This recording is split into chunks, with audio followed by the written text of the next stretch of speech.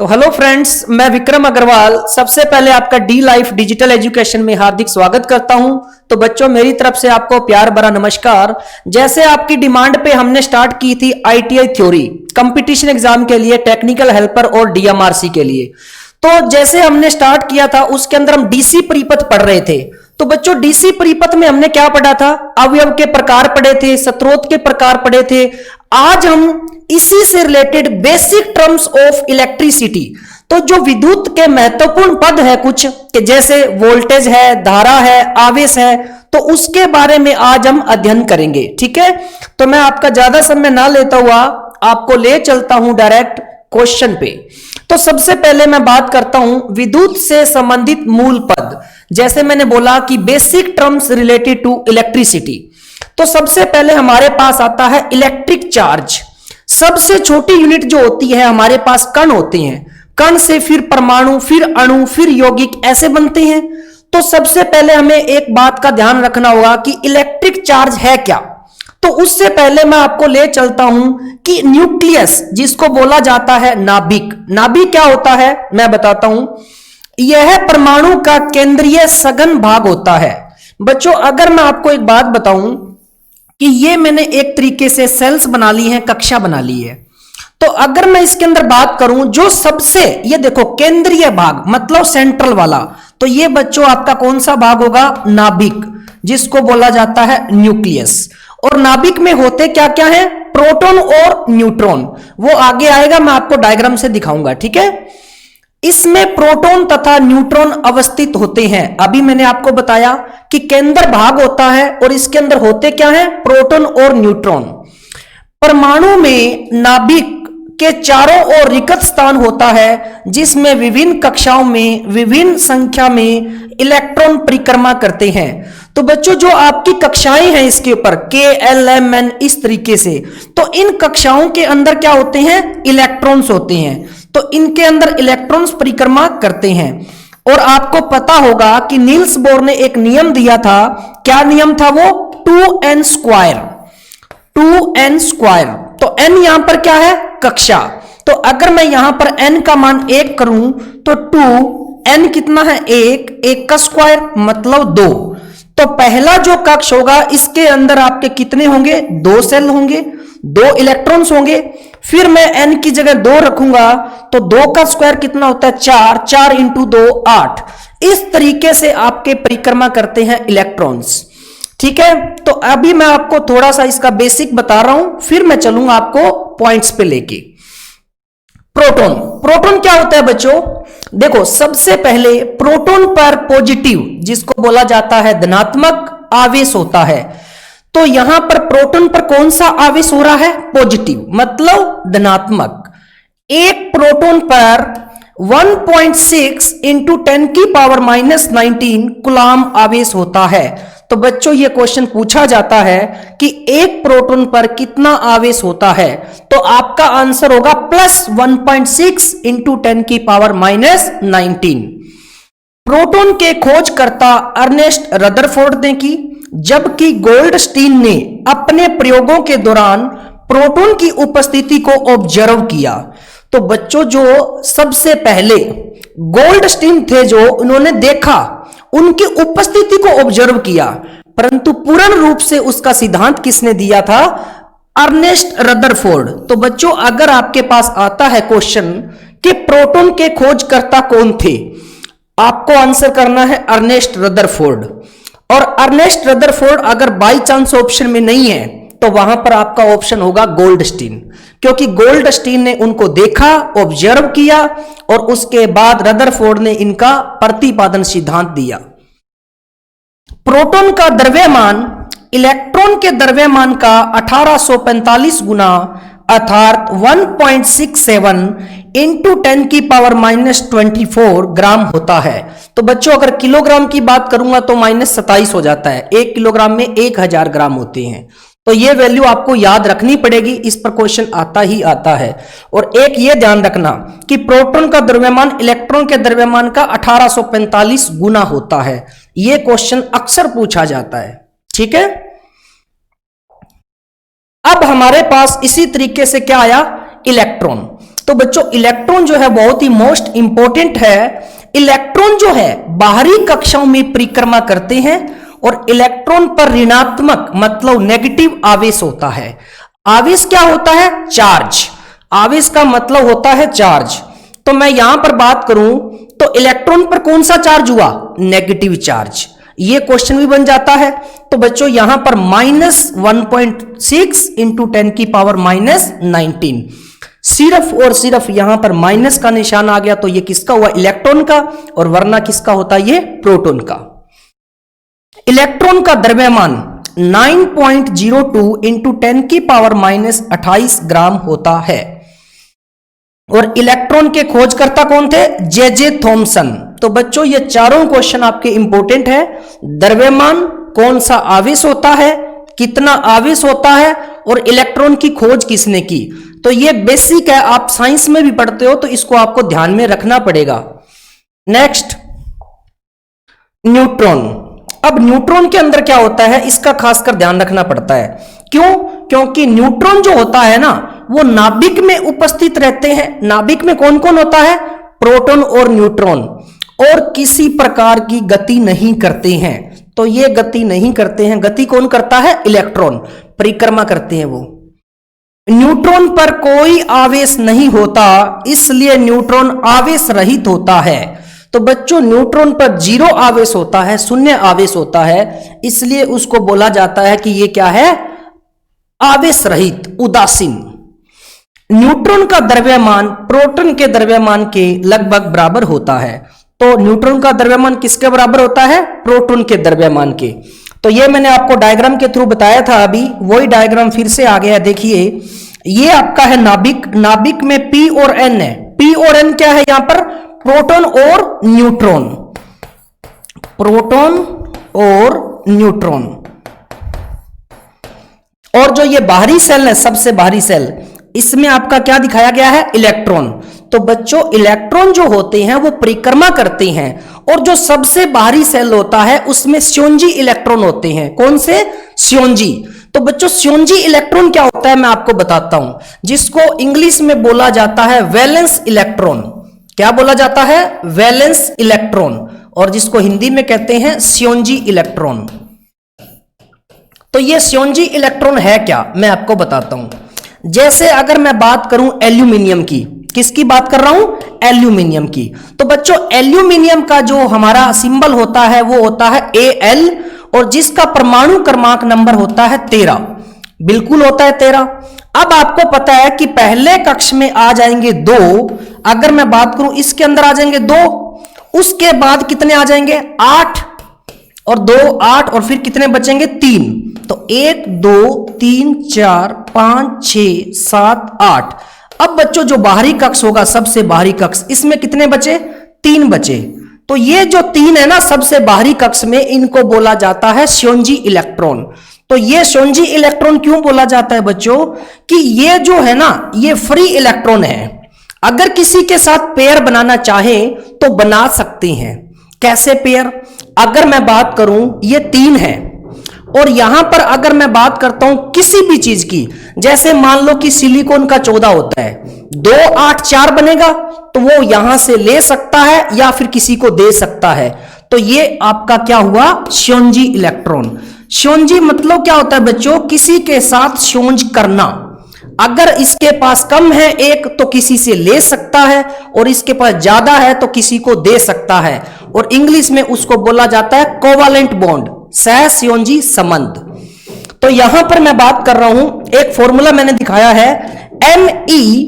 क्या फॉर्मूला है ये देखिए ध्यान से। Me बराबर MP डिवाइड 1840।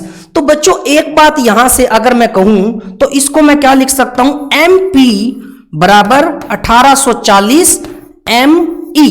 और अब ये लाइन पढ़िए जो मैंने पिछले स्लाइड्स में आपको बताया था कि प्रोटॉन का द्रव्यमान इलेक्ट्रॉन के द्रव्यमान के 1840 गुना के भार के बराबर होता है। तो इसी से पता चल गया Me मेरा क्या है? इलेक्ट्रॉन का द्रव्यमान, और MP क्या है? मेरा प्रोटॉन का द्रव्यमान।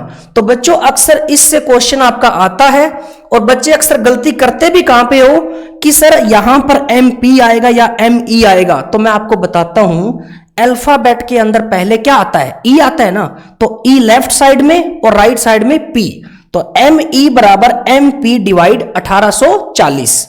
तो ये फॉर्मूला आप ध्यान रखिएगा, फॉर्मूले पे एक क्वेश्चन बन जाता है।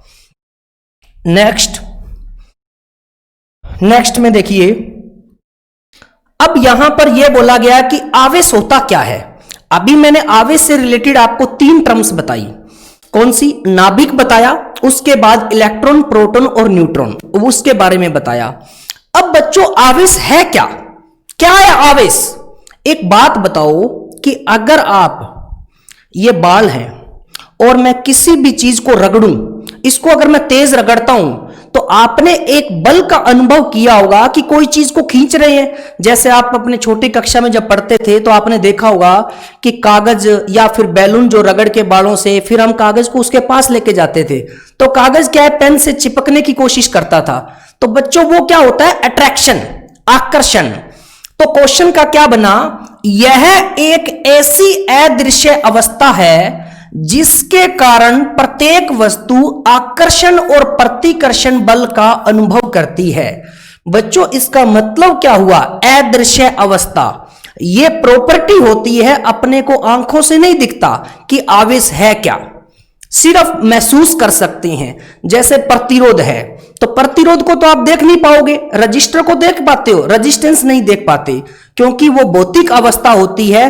अगर अपने पांव या हाथ गिल्ले होते हैं तो हमें करंट तेजी से लगता है, तो हम इसको अनुभव कर रहे हैं, ना कि उसको देख पा रहे हैं।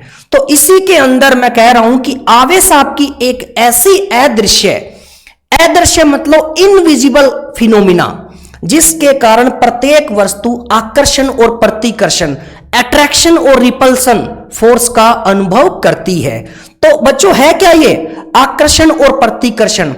आकर्षण क्या होता है, अट्रैक्शन मतलब अपनी तरफ खींचे, और प्रतिकर्षण का मतलब होता है दूर भागे। अभी बताऊंगा मैं इसके बारे में।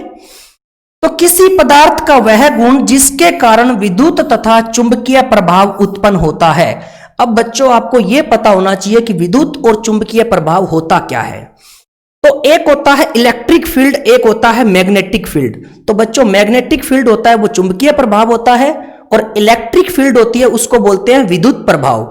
तो ये दोनों जो गुण हैं वो किसके कारण उत्पन्न होते हैं, वो आपके आवेश के कारण उत्पन्न होते हैं। तो विद्युत आवेश को Q से प्रदर्शित करते हैं, और इसका SI मात्रक क्या होता है, कूलाम। ये पता है ना आप लोगों को कि विद्युत आवेश का SI मात्रक क्या होता है, कूलाम होता है। 1 सेकंड 1 एम्पियर विद्युत धारा कूलाम आवेश के कारण प्रवाहित होती है। मतलब यहां पर अगर मैं कहूं, इस लाइन का मतलब क्या है कि 1 सेकंड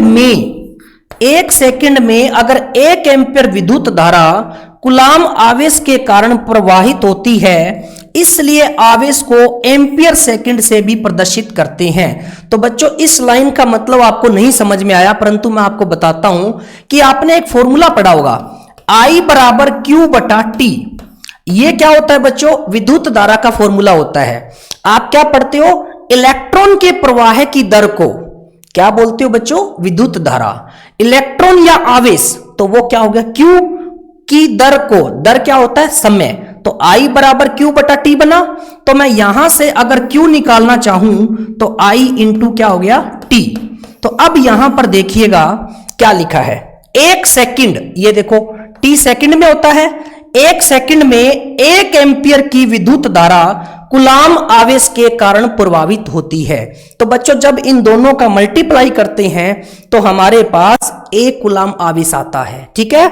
और इसलिए आवेश को एम्पियर सेकंड से भी प्रदर्शित करते हैं।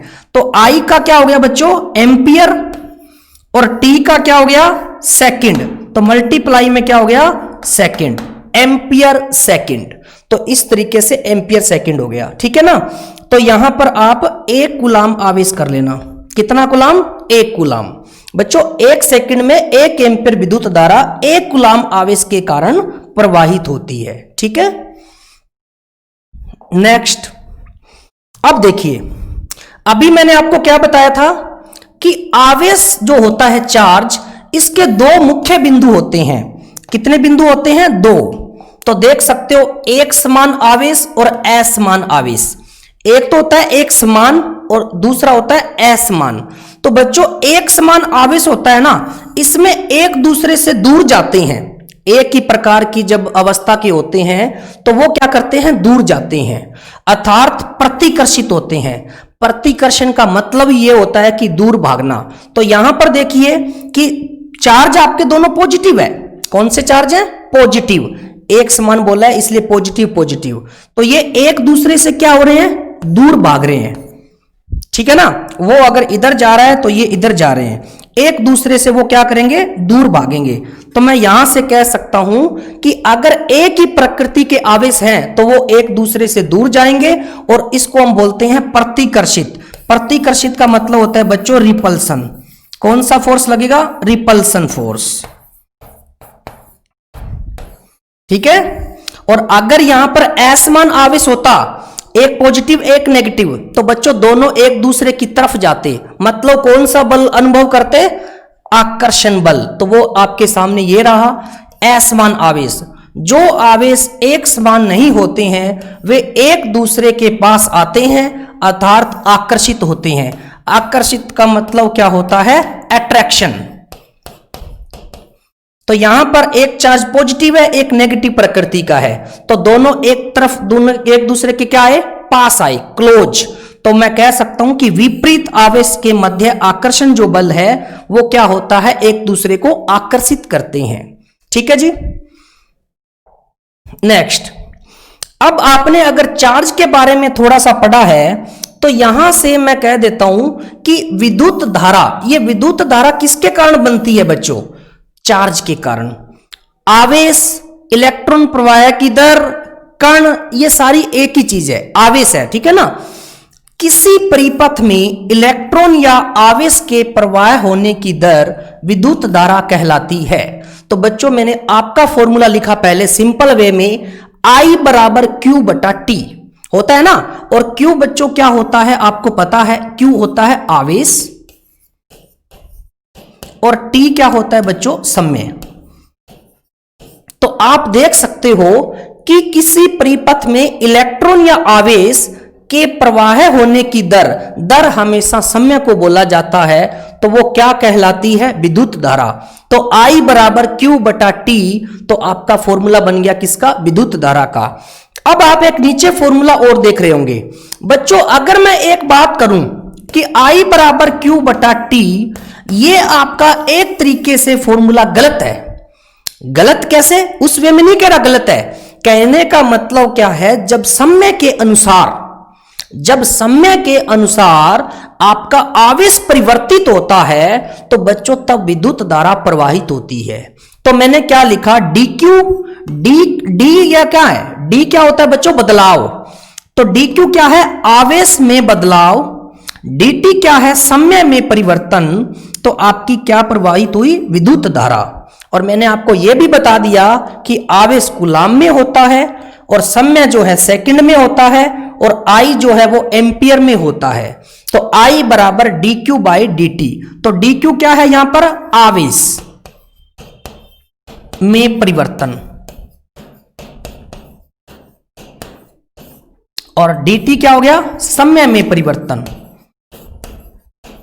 तो आपको पता है कि जैसे जैसे समय बढ़ेगा तो आवेश जो है वो ज्यादा चार्ज होता रहेगा, उतनी ही ज्यादा मात्रा में विद्युत धारा प्रवाहित होगी। तो ये d बाई डी टी, ये आप कम लिखते हो ITI वाले, आप लिखते हो I बराबर Q बटा T। फॉर्मूला बच्चों वही है, परंतु समय के अनुसार आवेश में चेंज होता है तो क्या प्रवाहित होती है? विद्युत धारा। तो यहां से अगर मैं एक फॉर्मूला बनाऊं कि I बराबर, I क्या होता है? धारा, Q आवेश। आवेश किस में होता है? कूलाम में। किस में होता है? कूलाम में। और T किस में होता है? सेकंड में।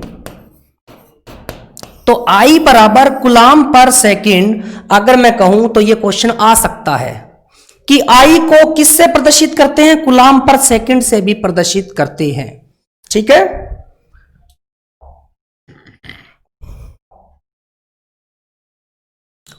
देखिए नेक्स्ट,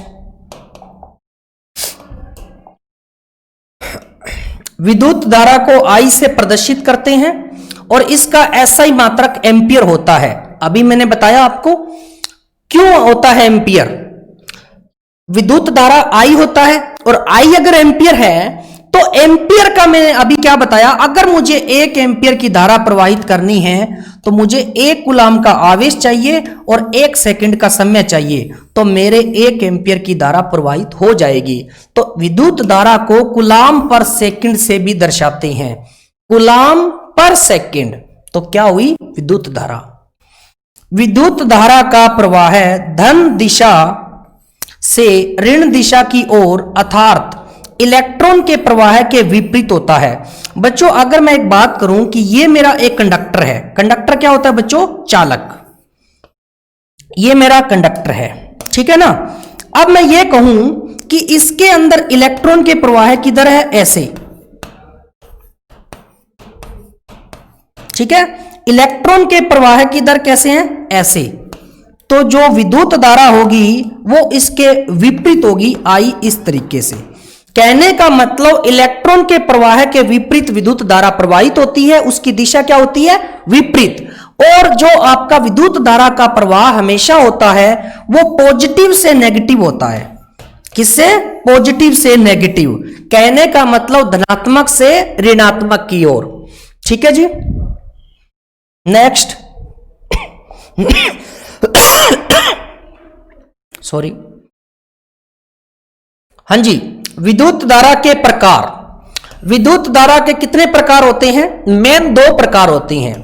एक होता है बच्चों प्रत्यावर्ती धारा, अल्टरनेटिंग करंट, जिसको आप एसी बोलते हो, और दूसरा होता है दिष्ट धारा, जिसको आप बोलते हो डायरेक्ट करंट, मतलब डीसी। ये समझ में आ गया। अब क्या करना है, देखिए कि प्रत्यावर्ती जो धारा बता रहे हो ये होता क्या है, मतलब अल्टरनेटिंग करंट क्या होता है। वह विद्युत धारा जिसका मान और दिशा समय के अनुसार परिवर्तित होती रहती है वह प्रत्यावर्ती धारा कहलाती है। पहले इतने का मीनिंग समझिए। तो यहां पर ये आपको एक ग्राफ दिख रहा होगा, देखो ध्यान से, ये ग्राफ, इस ग्राफ के अंदर अगर मैं बात करूं तो ये आपका देखो ग्राफ है, एक सेकंड, तो ये क्या है आपका,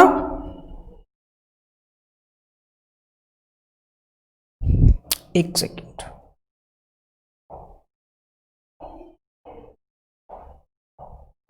देखिए, वह विद्युत धारा जिसका मान और दिशा समय के अनुसार परिवर्तित होता है वह प्रत्यावर्ती धारा कहलाती है। तो अगर मेरे पास एक डायग्राम है, ये देखिएगा कि यहां पर अगर मैं बात करूं, ये मेरा पाई था, क्या था बच्चों, पाई, और ये मेरा है 2 पाई। तो यहां पर देखो कुछ मान अलग था, यहां पर कुछ अलग था, और यहां पर कुछ अलग है, फिर यहां कुछ अलग होगा, फिर कुछ यहां अलग होगा।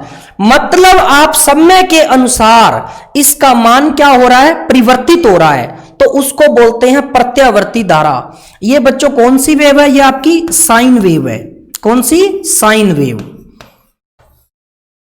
अब यहां पर इसका प्रयोग कहां करते हैं, घरेलू, औद्योगिक आदि क्षेत्रों में प्रकाश, उष्मा, ठंडक, यांत्रिक ऊर्जा प्रदान करने वाले उपकरणों को प्रचलित करने के लिए किया जाता है।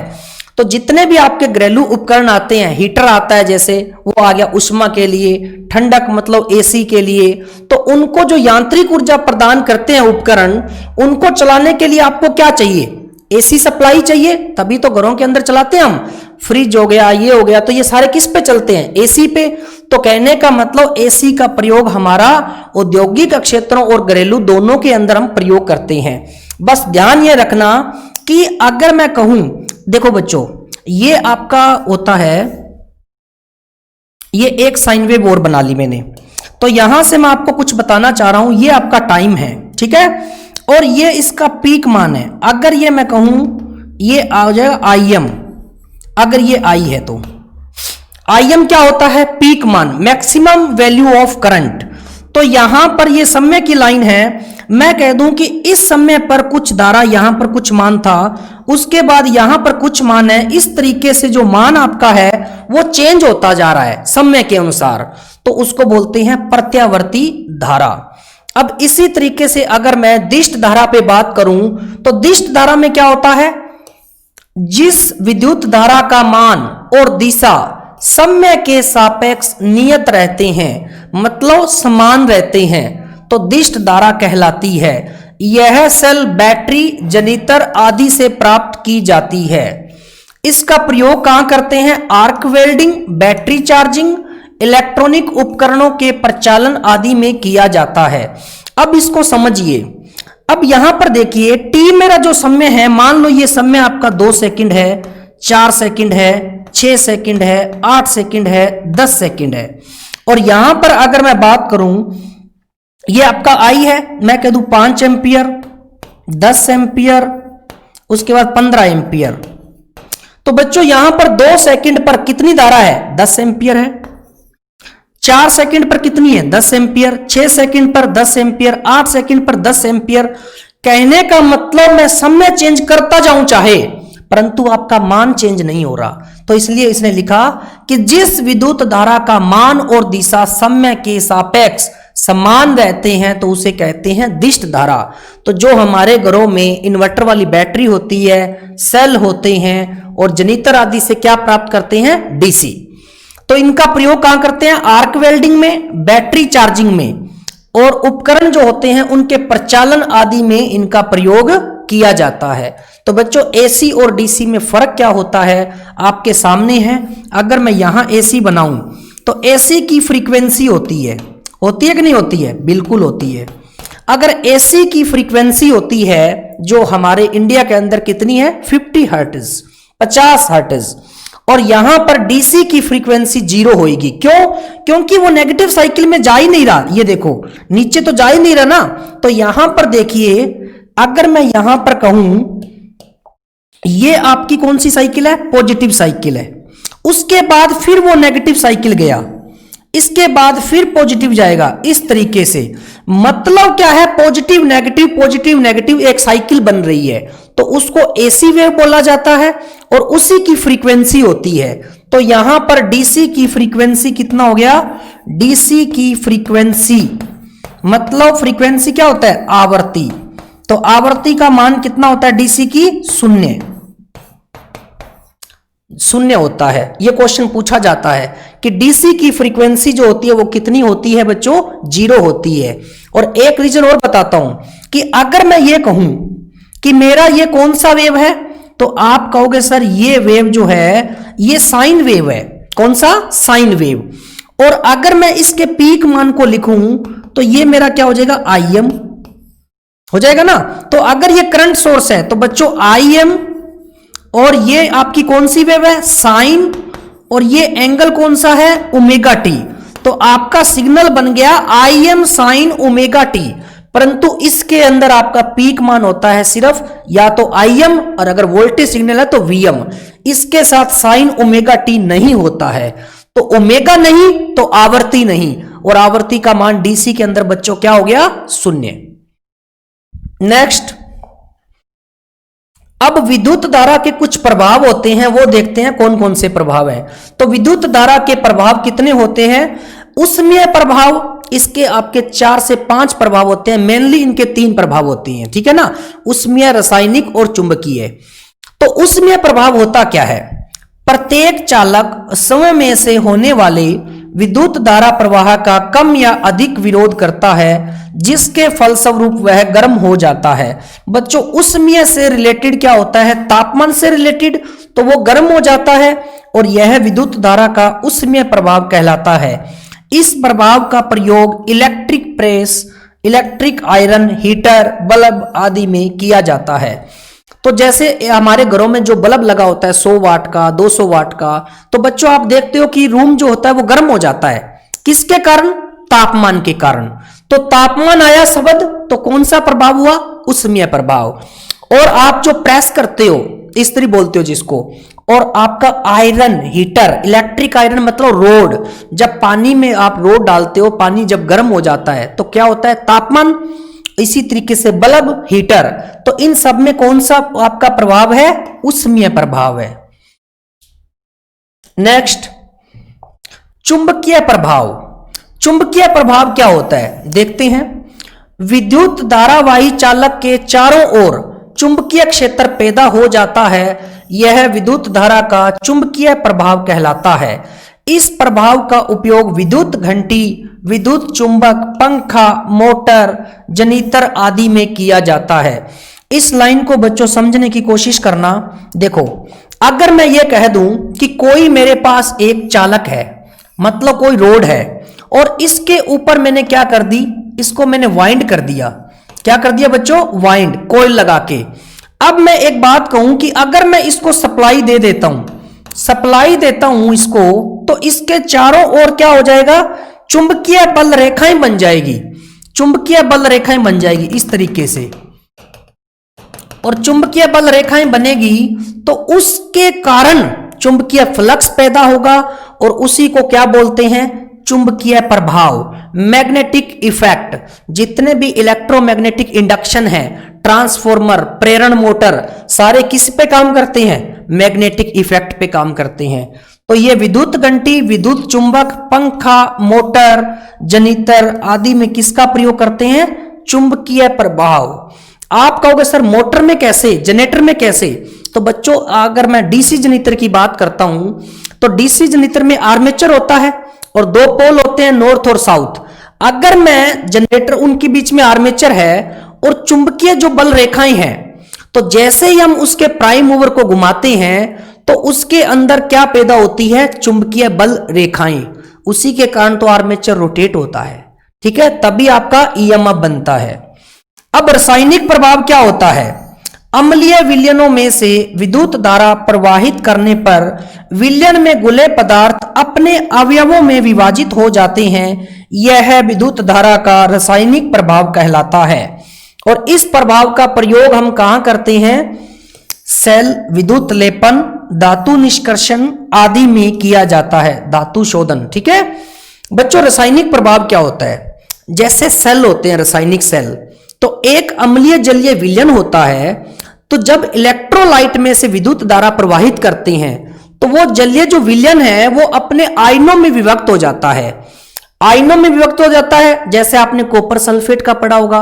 तो इस तरीके से उसको हम क्या बोलते हैं? रासायनिक प्रभाव। और जहां पर सेल, बैटरी, यहां पर ये नाम आ गए तो उसके अंदर हमेशा कौन सा प्रभाव होता है? रासायनिक प्रभाव होता है। नेक्स्ट, अब मैंने बोला था कि तीन तो आपके मेन प्रभाव हो गए, अब ये किरण प्रभाव आ गया, रे इफेक्ट।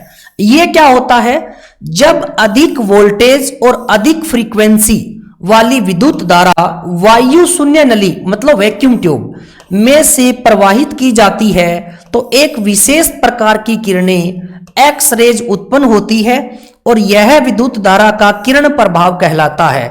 तो बच्चों, इस जो ये किरणें होती है एक्स रेज, तो इन किरणों का प्रयोग कहां पर करते हैं? इनका प्रयोग मेडिकल एप्लीकेशन में करते हैं, अल्ट्रासाउंड वगैरह है, एक्सरेज वगैरह है, वहां पर इनका प्रयोग होता है। तो इस प्रभाव का प्रयोग चिकित्सा क्षेत्र में हड्डियों का छाया चित्र प्राप्त करने के लिए किया जाता है। तो रेज मतलब किरणें। आजकल जितने भी हो रहे हैं बच्चों, अल्ट्रासाउंड हो रहे हैं, या फिर कहते हैं ना कि बिना चीर फाड़ के ऑपरेशन हो रहे हैं, वो सारे किस पर काम हो रहे हैं? रेज मतलब किरणें। और मेन आपका सबसे ज्यादा फ्रीक्वेंसी स्पेक्ट्रम का ही काम है, आवृत्ति का। ठीक है ना। अब गैस आयनीकरण प्रभाव क्या होता है? देखिए, गैस आयनीकरण प्रभाव किसी विसर्जन नलिका में भरी mercury vapour gas, sodium vapour gas आदि में से विद्युत धारा प्रवाहित करने पर गैस का आयनीकरण हो जाता है। तो नाम से ही पता चल रहा है कि जब सोडियम वेपर गैस और मरकरी वेपर गैस में से विद्युत धारा प्रवाहित करने पर गैस का आयनीकरण हो जाता है, तो यह विद्युत धारा का आयनीकरण प्रभाव कहलाता है। और इस प्रभाव का प्रयोग उच्च प्रकाश तीव्रता वाले बल्बों में किया जाता है। तीव्रता क्या होती है? प्रकाश तीव्रता, लाइट इंटेंसिटी। तो जहां पर ज्यादा प्रकाश तीव्रता वाले बल्ब यूज करते हैं वहां पर कौन सा प्रभाव यूज होता है? गैस आयनीकरण प्रभाव। नेक्स्ट, अब आपके जितना भी हमने दो टर्में पढ़ी है, एक पढ़ा है विद्युत आवेश और एक पढ़ा है विद्युत धारा, तो उसी से रिलेटेड मैंने कुछ क्वेश्चन दिए हैं, वो हम करते हैं। ठीक है, तो पहला क्वेश्चन हमारे पास आ गया है क्या? कि किसी विद्युत परिपथ में 10 एम्पियर की विद्युत धारा 1 मिनट में प्रवाहित होती है तो आवश्यक आवेश की मात्रा होगी।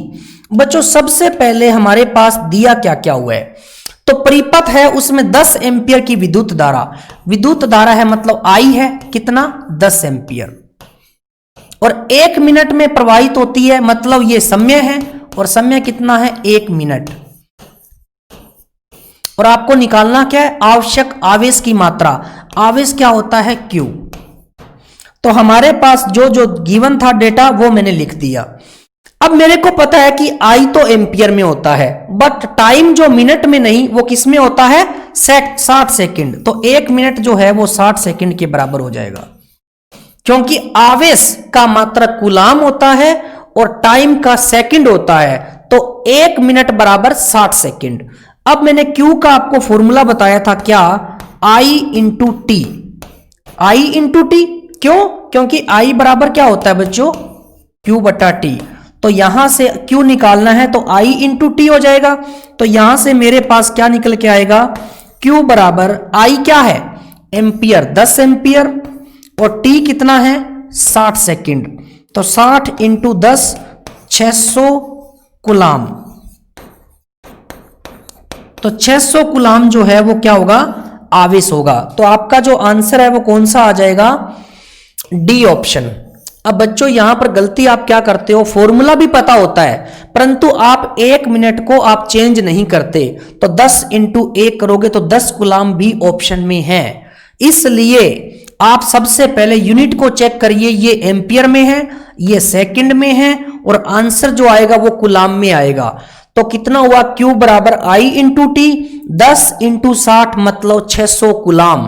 तो आंसर कौन सा होगा बच्चों, डी ऑप्शन। चलते हैं नेक्स्ट क्वेश्चन पे। अब देखिए कि विद्युत आवेश की मात्रा Q ज्ञात करने का सूत्र है। इसने 4 सूत्र दिए हैं। तो Q बराबर 1/T I by T, ये होता है क्या। अब मेरे को एक बात बताओ, आपका होता है I बराबर Q बटा T होता है ना। तो मैं यहां से अगर निकालना भी चाहूं तो Q का फॉर्मूला बनेगा I इंटू टी। अब या तो ये दिया होना चाहिए या ये दिया होना चाहिए। तो मैं कहना का ये I²R तो पावर का होता है, गलत, ये भी गलत हो गया। अब I बटा टी नहीं होता, I इंटू टी। तो आपका ऑप्शन कौन सा हुआ, सी ऑप्शन। और डी भी क्या हो गया, गलत हो गया, क्योंकि बच्चों V इंटू आई होती है पावर। तो Q बराबर I इंटू टी, ऑप्शन कौन सा हुआ, सी। अगर आपने ध्यान से पढ़ा तो या बता पाओगे, नहीं तो वरना आप ए भी लगा सकते हो। तो Q बराबर आई टी, और Q आपका होता है क्या आवेश, I आपकी धारा और T आपका समय। तो ये ध्यान रखना, ठीक है। तो कौन सा ऑप्शन आंसर होगा, सी। नेक्स्ट, 1 एम्पियर धारा 1 सेकंड पर प्रवाहित होने पर कहलाती है 1। तो 1 एम्पियर धारा और 1 सेकंड प्रवाहित होने पर कहलाती है। तो एम्पियर इंटू सेकंड किसका मात्रक होता है, आवेश का। तो मैं कह सकता हूं 1 कुलाम आवेश। तो ये किसका फॉर्मूला बन गया बच्चों, आवेश का। तो यहां पर क्वेश्चन का आंसर क्या हो जाएगा, कुलाम। आप ये मत कर दीजिए एम्पियर, बच्चों एम्पियर तो है पर सेकंड का कोई यूज नहीं किया, इकाई कुछ नहीं है और ना ही ओम होगा। ओम क्या होता है, रेजिस्टेंस, और रेजिस्टेंस होता है बच्चों R बराबर V बटा I। तो यहां पर तो अपने पास है ही नहीं ऐसा कुछ, यहां पर अपने पास एम्पियर है और समय है। तो 1 एम्पियर इंटू 1 सेकंड किसके बराबर होगा, 1 कुलाम।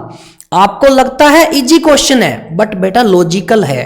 अगर आपने छोटी सी चूक कर दी तो आपका आंसर तो गलत हो जाएगा, इसलिए ध्यान रखना है, ठीक है। चलते हैं नेक्स्ट क्वेश्चन पे। तो नेक्स्ट क्वेश्चन क्या है, जब धारा इलेक्ट्रोलाइट में से पास होती है तब धारा किस प्रकार का प्रभाव उत्पन्न करेगी। तो बच्चों इलेक्ट्रोलाइट जो होता है, इलेक्ट्रोलाइट जैसे H2SO4, CuSO4 है ना, सल्फ्यूरिक अम्ल, कॉपर सल्फेट, ये इलेक्ट्रोलाइट होती हैं। तो जब धारा उसमें से पास होती है, और ये किस में होते हैं, सेल्स जब हम पढ़ेंगे, तो सेल के अंदर आपका क्या होता है, इलेक्ट्रोलाइट।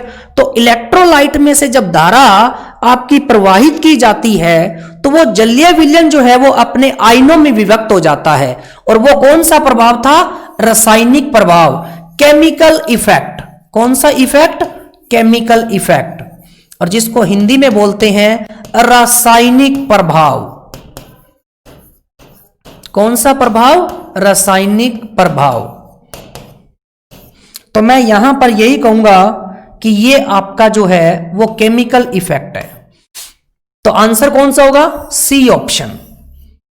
ठीक है ना। चुंबकीय प्रभाव कहीं से नजर आ रहा है क्या, नहीं। चुंबक के चारों ओर जब चुंबकीय क्षेत्र उत्पन्न होता है उसको चुंबकीय प्रभाव कहते हैं। और तापीय प्रभाव भी नहीं है, तापमान का कोई रिलेशन नहीं है। प्रकाशीय प्रभाव, कोई लाइट का इफेक्ट नहीं है। तो यहां पर इलेक्ट्रोलाइट जब भी आपको शब्द दिखे तो आपका कौन सा प्रभाव होगा, रासायनिक प्रभाव। नेक्स्ट, तो बच्चों आज हमने पढ़ा इलेक्ट्रिक चार्ज और इलेक्ट्रिक करंट, विद्युत आवेश और विद्युत धारा।